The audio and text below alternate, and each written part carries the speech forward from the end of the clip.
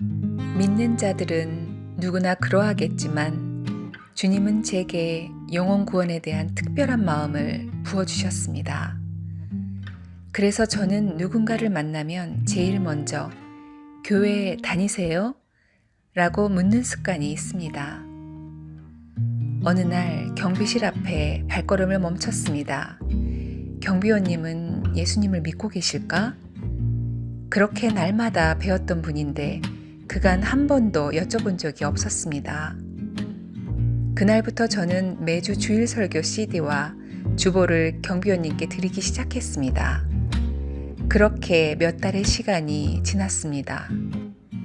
경비원님은 저녁 외출 중인 저를 다급한 목소리로 부르시며 "저기요, 잠시만요. 제가 사정이 생겨서 오늘로 일을 그만두게 되었는데 그동안 감사했다는 말을 해야 할 것 같아서요. 설교 CD는 다 듣지 못했지만 잘 모아두었습니다." 라고 말씀하셨습니다. 경비원님을 이렇게 보내드리는 것이 아쉬워 기도를 해드려도 되겠냐고 물으니 흔쾌히 허락하셨습니다. 경비실 안이 비좁아 들어갈 수가 없어서 저는 경비원님이 서 계신 그 자리에서 무릎을 꿇고 기도했습니다. 비가 내려 물이 고인 바닥에 옷이 젖는 줄도 모르고 그분을 축복하며 간절히 기도했습니다. 경비원님은 기도를 마치고 돌아서는 저를 다시 부르셨습니다. "죄송하지만 뭐 한 가지만 부탁드려도 될까요? 전처와 처남이 희귀병으로 걷지 못했는데 제가 감당할 수가 없어 외면하고 떠났거든요. 어떻게 살고 있는지 한 번만 가봐 주실 수 있으실까요?" 라고 말씀하시며 10년 전 헤어진 전처의 이야기를 해주셨습니다. 저는 놀랍고 두려운 마음이 앞섰지만 용기를 내어 그분들이 살고 계신 집 주소를 달라고 했습니다. 다음 날 저는 받은 주소를 들고 마천동의 골목을 헤매다 아주 작고 허름한 집 앞에 도착했습니다. 초인종도 없는 낡고 얄팍한 알루미늄 문을 노크했습니다. "계세요?" 라고 조심스레 물으니 들어오라는 여자분의 작은 목소리가 들렸습니다. 오가는 사람이 없었던지 끼익 소리를 내며 잘 열리지 않는 문을 간신히 열고 들어가 보니 TV 불빛만 새어나오는 어두운 방에 한 여자분이 앉아 계셨습니다. "혹시 박근주님을 아세요?" 여자분은 그제서야 돌아보시며 자기의 남편을 어떻게 아냐고 저에게 물으셔서 자초지종을 설명드렸습니다. 앉지 못해 담요 속에 몸을 누인 채 경비원님의 처남과 전처부는 그렇게 10년을 사셨습니다. 방의 위생 상태도 냉장고 안의 음식도 누군가의 도움의 손길이 절실해 보였습니다. 저는 청소도구와 반찬과 이불 등을 가져와서 방을 청소하고 이불을 바꾸고 드실 반찬을 냉장고에 넣었습니다. 그렇게 저는 일주일에 3번 그 댁을 방문하게 되었습니다. 당시 저는 교회에서 1:1 제자 양육을 하고 있었는데 1:1 제자 양육을 마친 날에는 그 댁에 들러서 그날 공부했던 내용을 알려드렸습니다. 누워만 계셨던 동생분은 저와 1:1 공부가 기다려진다고 하시며 힘든 몸을 일으켜 앉아 성경 공부를 하셨습니다.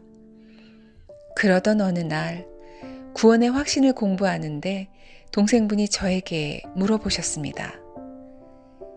"부활을 한다고 하는데 지금 모습 그대로 부활하나요?" 그 당시 동생분은 부실한 영양으로 치아와 머리카락도 거의 빠져 없었고 뼈만 앙상하게 남은 상태였습니다. 저는 눈물을 삼키며 "아니에요. 가장 아름다운 모습으로 부활하실 거예요." 라고 대답해드렸고 그분은 만약 그 말이 사실이라면 영접을 하겠다고 말씀하시며 겨우 알아들을 수 있는 작은 목소리로 영접 기도를 천천히 따라하셨습니다. 교회에서 매해마다 새생명 축제가 있는데 저는 여자분을 꼭 그곳에 모시고 가고 싶었습니다. 드디어 새생명 축제가 있는 날, 10년 만에 처음 외출이라는 그분은 따뜻한 5월인데도 두꺼운 겉옷을 꺼내 입으셨습니다. 거동이 편치 않으신 여자분을 업어 제 차 뒷자리에 태워드렸습니다. 저는 당시 임신 5개월이었는데 함께 교회 가는 것이 즐거워 임신한 줄도 잊고 있었던 듯 합니다. 드디어 교회에 도착. 저희들은 휠체어를 대여해서 본당에서 예배를 드리게 되었습니다. 예배를 마칠 무렵 목사님께서는 예수님을 영접하고 싶으신 분은 손을 들라고 하셨습니다. 여자분은 떨리는 손을 있는 힘을 다해 드셨고 작고 어눌한 목소리지만 영접 기도를 따라 하셨습니다. 그날의 감격을 잊을 수가 없었습니다. 그 후 시간이 흘렀고 저는 배가 점점 불러와서 더 이상 예배를 모시고 갈 수 없게 되어 교회의 섬김과 나눔위원회와 연결시켜 드렸고 여자분은 정기적으로 후원을 받으며 컴퓨터로 예배를 드릴 수 있게 되었습니다. 2년 후에 남편이 공부를 하게 되어 저희 가족은 미국으로 가게 되었는데 어느 날부터인가 두 분과 연락이 되지 않았습니다. 저는 귀국하자마자 수소문해서 두 분의 소식을 듣게 되었는데 제가 미국으로 간 지 얼마 되지 않아 두 분이 하나님 곁으로 가셨다는 소식이었습니다. 먼저는 동생분이 그리고 몇 달 뒤에 누나분이 하나님 곁으로 따라가셨다는 슬픈 소식을 듣게 되었습니다. 저는 마음이 무너져 내렸고 하나님을 원망도 했습니다.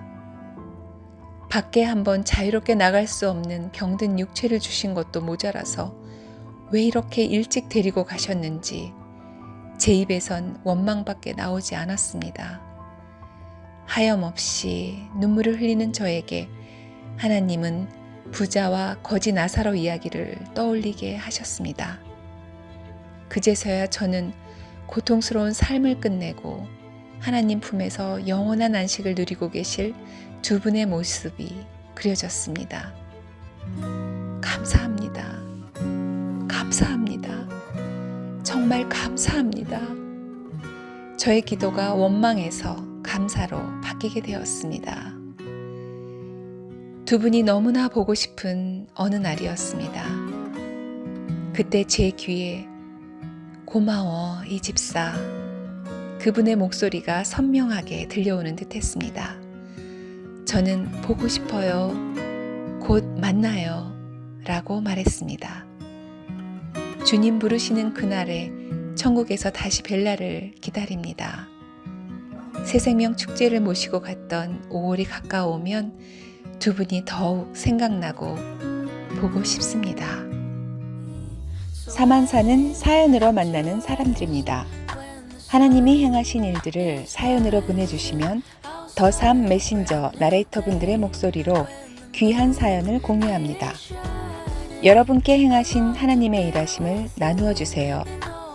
간증 사연을 보내주실 이메일 주소는 thepsalm2020@gmail.com입니다.